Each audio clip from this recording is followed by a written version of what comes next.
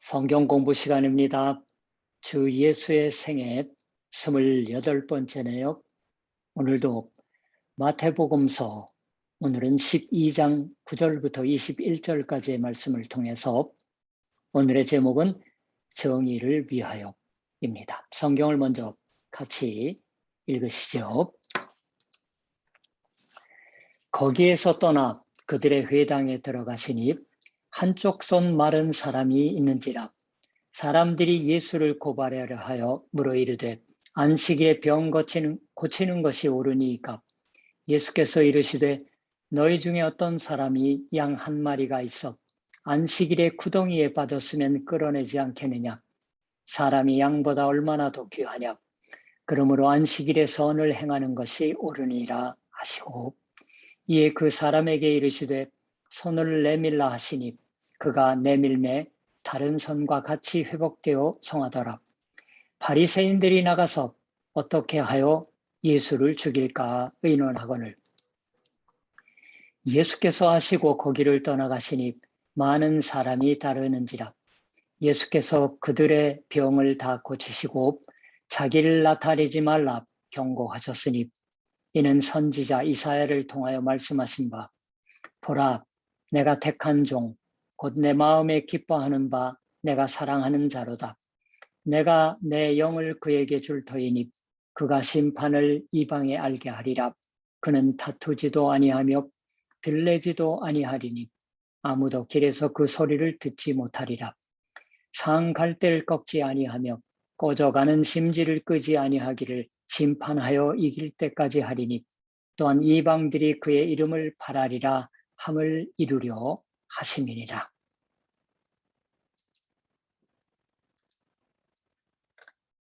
주 예수의 생애에 관하여 같이 배우고 있습니다.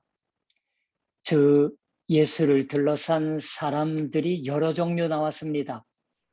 제자들에 대한 생각도 했습니다. 군중에 대한 생각도 해봤습니다. 그리고 이제까지도 등장해온 많은 사람들, 그러한 사람들 중에서 아무래도 우리가 마음이 끌리는 건 바리새인들이라고 되어 있는 바리새파다라고 생각합니다. 이 바리새파에 관하여도 여러분이 여러 기회에 얘기를 들으셨다고 생각하고 저도 몇 번이나 언급해 왔어요. 그러나 몇 번이 되든 이 바리새파 사람들에 대한 생각을 해가지 않으면 안 된다고 생각합니다.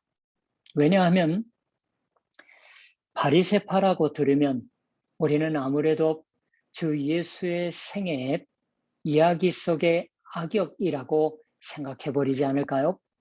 바리새파가 등장하면 이 사람들은 못된 일당이다 하고 간단히 정리하는 경향이 있습니다. 그러나 저는 아무래도 이 바리새파의 우리의 모습이 가장 잘 대표되고 있는 게 아닌가 그렇게 생각하는 것이 있기 때문입니다. 여러분이 소설을 읽으신다고 생각을 해봐서요. 소설을 읽고 이 소설이 굉장히 좋았다. 이 소설이 마음에 남았다. 그렇게 생각하며 책을 닫을 때가 있을 테지요. 어떤 소설이 좋다고 우리가 느끼는 소설인 것일까요? 물론 문장이 멋지다고 하는 것도 있습니다. 그러나 또 하나 우리가 하나의 이야기를 읽고서 아주 마음이 끌리는 건 거기에 우리 자신의 모습이 비추어지고 있을 때가 아닌가 하고 생각합니다. 여기 나오는 주인공은 나를 꼭 닮았다. 이 사람의 고민은 나의 고민과 꼭 닮은 같은 고민이다. 그렇게 생각하게 되면 왠지 모르게 외톨이였다고 생각하고 있었는데 그런 우리가 그 문학 세계의 한 편의 소설 속에 자신의 한 친한 친구를 발견한 듯한 느낌에서 따라서 자신의 운명을 묻는 것 같은 생각에서 정신없이 끝까지 읽어버리는 게 아닐까요? 그처럼 자기에게 비근한 생각을 주는 것에 마음이 끌린다고 하면 그래서 우리에게 있어서 이 바리새파의 모습은 어떨까요? 어딘가 거기에 자신의 모습을 찾아낼 수는 없을 적이 많다. 아니, 거기에 자신의 모습을 찾아내는 것을 즐겨하지 않는 겁니다. 바리새파가 등장해도 이것은 어딘가 우리에게는 인연이 멀다 하고 어딘가에서 생각하려고 합니다. 주 예수께 꾸중만 듣는 이처럼 못된 일당하고 자기와는 전혀 다르다. 그렇게 생각하여 그렇게 정리해 버립니다. 거기는 정신 차리지 않으면 안 됩니다. 어째서 바리새파가 나와도 그다지 친근함을 느끼지 않는 걸까요? 여기에는 자기를 꼭 닮은 인간이 있다고 그리워하는 것은 없습니다. 우리의 제일 싫은 면이 거기에 나오기 때문일 거예요. 정말은 자기를 꼭 닮은 거지만 자기를 꼭 닮은 경우에도 우리 자신을 꼭 닮아 아름다운 면을 갖고 있다든가 자신과 똑같은 슬픔을 갖고 있다고 하는 것이라면 아직 친근함을 품을 수가 있어도 우리 자신과 똑같이 못된 우리 자신보다도 더 뚜렷이 그 못됨을 나타내고 있는 듯한 것에는 우리는 의외로 마음이 끌리지 않고 왠지 모르게 그걸 읽어도 읽지 않는 것으로 합니다. 그리고 자신에게는 과오가 있고 죄라 부를 수 있는 것이 있었다고 해도 바리새파만큼 나쁘지는 않다고 생각하고 있는 게 아닐까요? 주 예수께서는 바리새파에 대해서 대단히 언제나 엄한 생각을 갖고 있으셨습니다. 그 주 예수의 엄함은 대체 어디서 오는 걸까요? 무엇 때문일까요? 우리에게 대한 엄함입니다. 우리로 하여금 그래서는 안 된다라고. 뭘까요? 우리에게 대한 하나의 그런 의미에서 노여움이시다라고 말할 수 있습니다. 마태복음서 그래서 12장 9절 이하를 그러한 생각으로 같이 읽어 본 겁니다. 이 이야기가 말씀하고 있는 사항은 아주 간단합니다. 예수께서 회당에 들어가셔서 마침 집회가 있었습니다. 요즘식으로 얘기하면은 예배를 하고 있었던 거겠죠. 그 집회 한 무리에 한쪽 손이 오그라진 사람이 있었습니다. 벼랑간 오그라진 것은 아닐 테죠. 타고난 것이었을지도 모릅니다. 어떤 병으로 도중부터 오그라들었던 걸지도 모릅니다. 말랐다라고 나와 있죠. 우리 성경에는 새 번역은 그걸 오그라들었다라고 번역을 합니다. 회당 안에 같이 있을 수가 있었던 거니까 똑같은 유대인이었던 게 아닌가 하고 생각이 듭니다.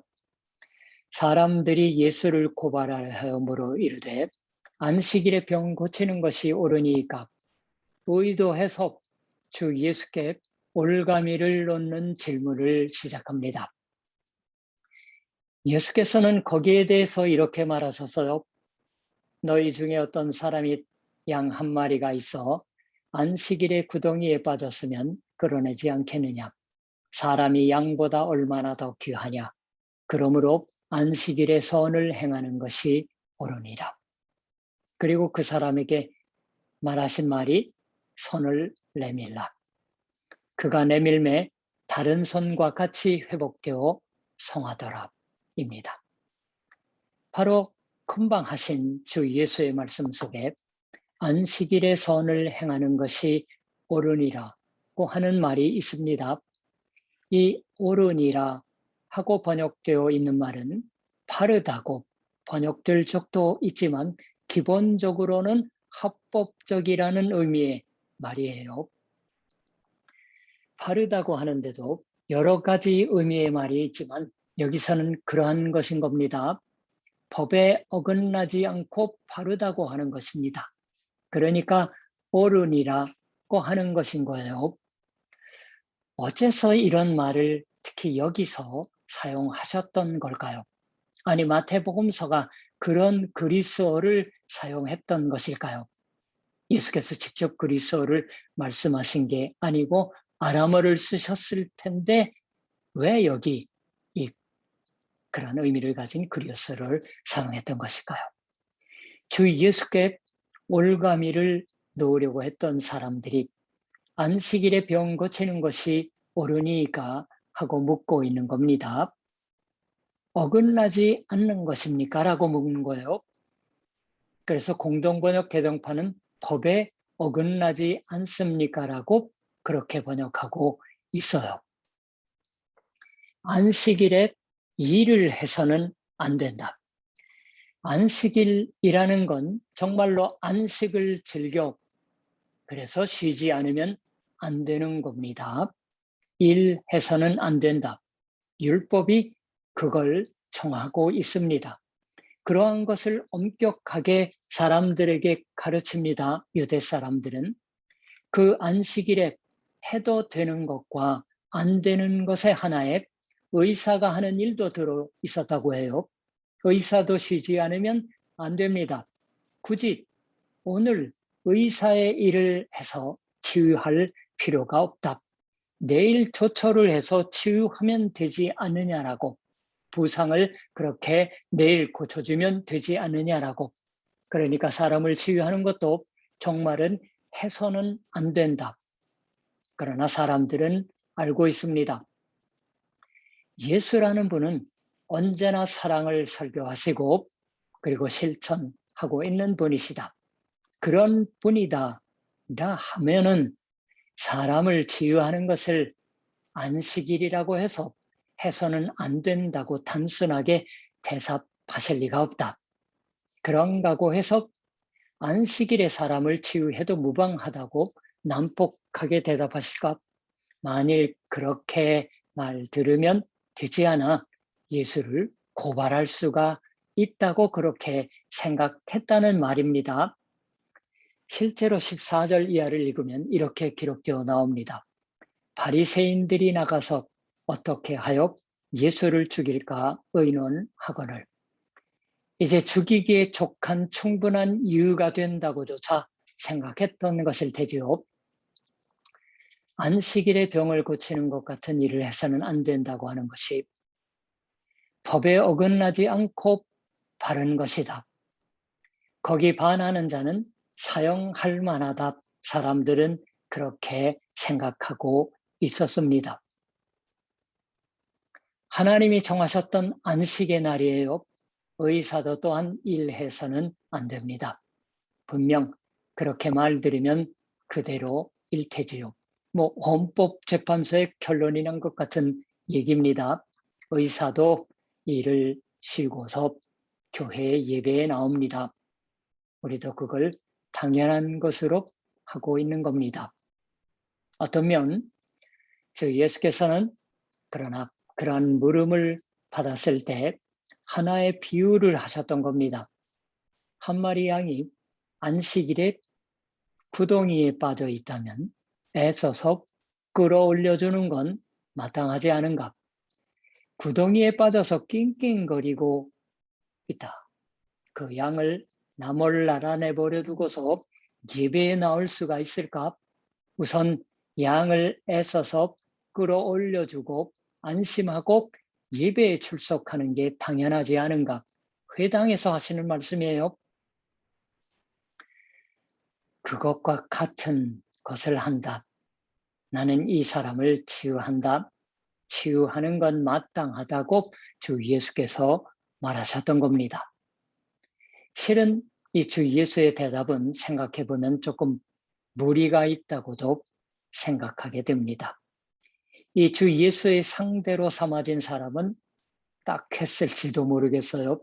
왜냐하면 주 예수께서는 안식일에 구덩이에 빠진 양이라면 도우지 않으면 안 된다고 말하셨어요. 이것은 긴급한 일입니다. 내버려 둘 수는 없습니다. 그건 우리가 알 수 있지요. 그러나 여기에 있는 한쪽 손 마른 사람은 이 안식일에 긴급한 것으로서 서둘러 치유해 주지 않으면 안 되는 그러한 것이 아니라 오랫동안 이 같은 모습이었던 겁니다. 치유할 수 있는 거라면 율법에 따라서 내일 치유해주면 되지 않겠냐. 뭐 오늘 벼랑간 손이 오그라진 것이 아닌 것 같으니까 어저께 벼랑간 손이 그렇게 된 것도 아닌 듯하니까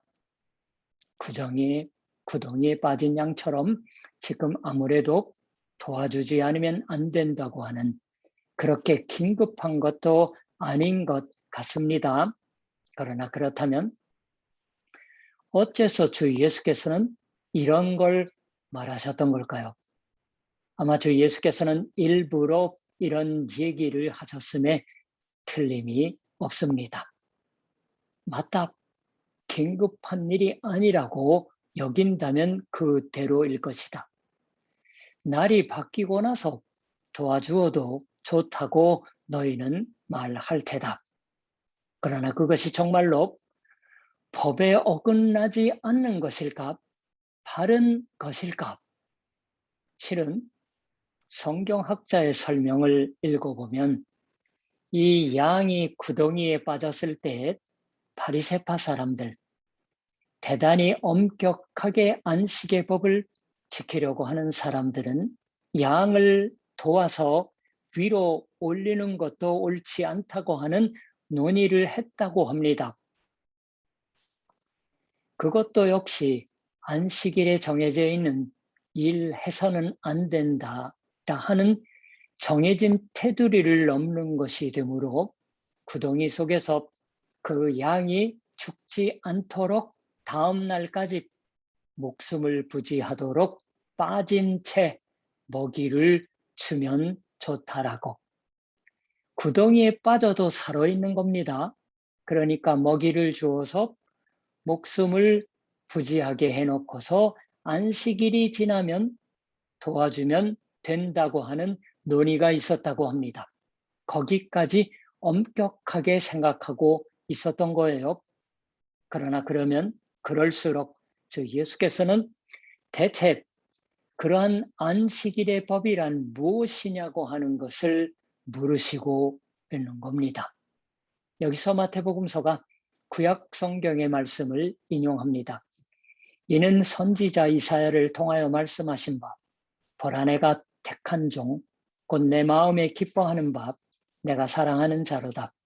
내가 내 영을 그에게 줄 터이니 그가 심판을 이방에 알게 하리라. 그는 다투지도 아니하며 들레지도 아니하리니 아무도 길에서 그 소리를 듣지 못하리라. 상한 갈대를 꺾지 아니하며 꺼져가는 심지를 끄지 아니하기를 심판하여 이길 때까지 하리니 또한 이방들이 그의 이름을 바라리라 함을 이루려 하심이니라. 이사야서 42장을 읽어보시면 이와 모조리 그대로는 아니지만 이 말씀을 발견하십니다. 단 거기서는 정의라고 번역되어 있습니다. 그가 이방에 정의를 베풀리라. 이사야서 42장 1절에요. 진실로 정의를 시행할 것이며 3절입니다. 분명 마태복음서는 이 예언자 이사야의 말을 인용해서 주 예수께서 안식일에 좋은 일을 하는 건 옳은 것이다. 허락되어 있는 것이다. 법에 어긋나지 않는 것이다. 하고 말하셨던 것을 더욱 더 잘 설명하려고 했던 것입니다. 그런데 마태복음서에서 이 심판이라고 번역되고 있는 말, 새번역과 공동번역은 정의라고 번역을 바꾸고 있는 그 말은 18절과 20절에 나오는데 양쪽 다 같은 그리스어입니다. 그리스어로 크리시스라고 발음합니다. 여러분, 크리시스라 하면 알기 어려울지도 모르지만 이 말은 후에 영어로 크라이시스라는 말이 되었습니다. 철자를 그대로 그리스어에서 영어로 옮겨서 그리스어는 영어식으로 얘기하면 앞에가 K인데 영어는 C예요. CRISIS. 그리스어는 KRISSIS예요. 옮겨서 미국 사람들은 크라이시스라고 읽습니다. 학교에서 아마 들으신 적이 있을지도 모르겠어요. 이 크라이시스라는 말은 곧잘 위기라고 번역됩니다. 위험한 때라 하는 의미예요. 어째서 이러한 위기라 하는 의미가 되었냐고 하면 원래의 말의 의미는 흑과 백을 나눈다, 검은 것과 하얀 것을 가린다, 혹은 길이 갈라진다, 그러한 식으로 둘로 갈라지다, 혹은 나누는 것을 의미하는 말이었습니다. 길이 갈림길이 되는 인생의 갈림길. 이것이 위기라고 합니다. 현대일은. 오른쪽으로 갈까? 왼쪽으로 갈까? 축복을 받느냐? 저주를 받느냐? 이 위기에 처음해서 구해지는 건 단호한 결단이기도 합니다. 위기라고 현대는 번역을 하지만 여러분 어떻게 생각하세요? 찬스잖아요. 거기서 이처럼 나눈다고 하는 것은 길이 갈라진다고 하는 것과 같이 조금 전에도 말씀드린 흑백을 나누다, 흑백을 가리다고 하는 것에서 판단을 한다, 판결을 한다, 즉 재판을 한다, 심판을 한다고 하는 의미도 된 것이에요.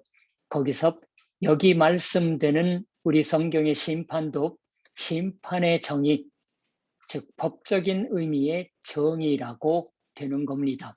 법에 어긋나지 않는 정의입니다. 여기서 물어지는 안식일에 좋은 일을 하는 건 바른 건가, 허락되는 건가 라고 하는 물음에 있어서도 주 예수께서 물으시는 건 바로 이 정의의 판단입니다. 거기서 이사야서의 번역에서는 같은 의미의 히브리어가 우리말 성경도 정의라고 번역되어 있던 겁니다. 그러나 여기서 더욱 중요한 게 있습니다. 이 정의를 전도하는 사람, 승리를 얻게 하기까지 끝까지 일하는 사람이란 대체 누구냐 하는 것입니다. 이사야가 말씀하시는 보라 내가 택한 종이라 하고 있습니다. 이 종은 고난의 종이라고도 불리워 이사야서의 42장 혹은 49, 50, 52장과 53장에도 4번 정도 나옵니다. 그래서 예언의 말의 중심에서는 고난의 종의 노래라고 불립니다. 4가지 고난의 종이 나와요. 노래가. 참으로 불가사의하게도 이 세상에 하나님의 정의를 확립하는 것은 강대한 무력을 갖고 정의에 대드는 자를 모두 멸해버릴 만한 힘이 있는 왕이 아니라 특히 이사야서 53장의 말로 가면 자신은 죄도 없는데도 죄인의 한 사람으로서 재판받고 판단받고 아무 변명도 하지 않으며 죽임당하고 남을 끝까지 섬기는 종, 권력자의 반대에 크게 있는 사람이다 하고 말씀되는 것입니다. 이 마태복음서가 인용하는 말로 하면 이렇습니다. 그는 다투지도 아니하며 들레지도 아니하리니 외치지도 않을 것이니 아무도 길에서 그 소리를 듣지 못하리라. 그 소리를 치는 게 아니에요. 이게 정의다고. 이게 정의다. 그 정의에 거스리는 자와는 단호하게 끝까지 싸우겠다라고 말하는 게 아니고 소리를 내지 않고 그저 오로지 사랑의 길에 삽니다. 상한 갈대를 꺾지 아니하며 꺼져가는 심지를 끄지 아니하기를 심판하여 이길 때까지 하리니 상하여 이제 막 꺾어져 버리려고 하는 갈대를 꺾는 게 없이 꺼져가는 심지에 불을 끄는 것 같은 것도 하지 않으며 그뿐만 아니라 다시 그 불길이 일어서게 해 불타오르게 합니다. 그 때문에 그 사람이 종의 길을 계속한다. 주 예수님 바로 그대로잖아요. 저는 이 말씀을 읽었을 때 생각났던 건 인도에서 봉사로 끝까지 산 수녀 마다 테레사입니다. 이 사람에 관하여 쓴 서적이나 사진집이나 영화도 많이 있어요. 몇몇 자신의 일을 같이 거들어주는 시스터들과 함께 인도의 가난한 사람들 속으로 뛰어들어 살았습니다. 인도 생각해 보세요. 여성에 대한 생각이 대단히 보수적입니다. 이 사람의 마다 테레사가 한 소중한 중요한 일은 거리를 돌아다니며 노방에서 이제 막 죽을 것 같은 사람들을 데려와서 어엿한 집 안에 넣어서 병 구안하여 평안 가운데 죽게 하는 것입니다. 병든 사람을 데리고 와서 고쳐주는 게 아니었어요. 더 심한 단계에 있는 사람들이었습니다. 이미 빈사 상태에 병이 들어 있어 고칠 수도 없는 사람을 그냥 죽게 내버려 두는 게 아니라 데려와서 꼭 무릎을 펴게 삼아 눕게 하고서 편안히 죽게 하는 일을 했던 겁니다. 어째서 그런 걸 했던 걸까요? 이 마더 테레사는 이제 아무런 쓸모도 없어져서 길가에 버려져서 죽을 따름이라고 생각하는 사람에게도 언제나 마음속에 말을 겁니다. 당신의 사는 것에 의미가 있다. 당신의 생명은 둘도 없는 것이다. 안심하고 죽으면 됩니다. 누구도 하나님께 버림받는 일은 없습니다. 꺼져가는 등불도 끄려고 하지 않습니다. 상한 갈대도 꺾고 질 듯한 갈대도 이제 이런 갈대는 쓸모없다고 꺾어 버려 드리는 것도 아닙니다. 그것이 정의가 아니냐라고 안식일의 법을 지켜서 자신의 의의를 세우고 거기서 생명을 경시하고 남의 염려와 고민을 돌아보지 않는 곳에 정의가 무슨 의미가 있냐고 하나님 앞에 모두 모여 회당에서 하신 말씀이었어요. 거기 한 손이 오그라든 사람이 있다면 왜 모두 그 사람의 손이 낫도록 기도하지 않는 건가? 만일 그것을 자신의 의술로 고칠 수가 있는 사람이 있다면 어째서 그것을 고치려고 하지 않는 건가? 그것이 진정한 하나님의 사랑의 법에 맞는 것인가? 하나님의 법에 어긋나지 않는 것이란 고쳐주기 위하여 고치든가 아니면 의사가 아니라면 기도해야 할 것이 아닌가? 이 법에 거슬리지 않는다고 하는 바리새파 사람들을 주 예수께서는 실로 험하게 훈계하고 있으십니다. 거기서 우리도 엄하게 물어집니다. 우리가 안주하고 있는 우리 자신의 정의란 무엇인 건가?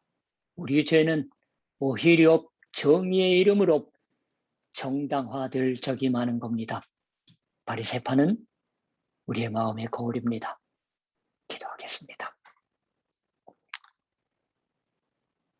유다의 한 회당에 들어가셔서 주 예수께서 취하셨던 행동과 거기 물음에 답하신 말씀이 하나님, 우리의 정의를 말씀해 주십니다.